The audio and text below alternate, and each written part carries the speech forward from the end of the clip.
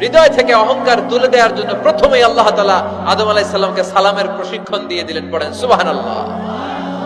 সাইয়েদনা আদমকে তৈরির পরে আল্লাহ বললেন, আদম সাল্লিম আলা উলাইকান নাফার। ও আদম, সিজদা দেওয়ার দরকার নাই, জিকির করার দরকার নাই, অন্য কিছু করার দরকার নাই। সৃষ্টি করার পরে তোমার প্রতি আমার প্রথম আদেশ হলো ফেরেশতাদেরকে মুহূর্তেই তুমি সালাম দিয়ে দাও। কি দিয়ে দাও? আদম আলাইহিস সালাম আদেশ আসা মাত্রই সালাম দিলেন। মুহূর্তেই আদম আলাইহিস সালামের হৃদয় থেকে অহংকার দূর করে দিল কে?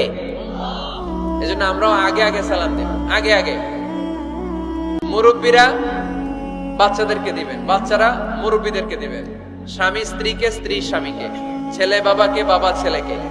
অনেক মুরব্বীরা বসে থাকে, আমি মুরব্বী, আমি দিব কেন, ও আমারে দিব, বেয়াদব। আছে না নাই? না, এগুলো বললেন না। বেয়াদব না বলে একটা কাজ করবেন, বেয়াদব না বলে আপনি সালাম দিয়ে দিবেন। বেয়াদব না বলে কি বলবেন? সালাম দিয়ে দিবেন। দেখবেন বারবার যখন সালাম দিবেন, বাচ্চাটা বা ছেলেটা লজ্জায় পরে কিছুদিন পরে ওই বাচ্চাই আপনার আগে সালাম দেওয়া শুরু করবে। ঠিক কিনা?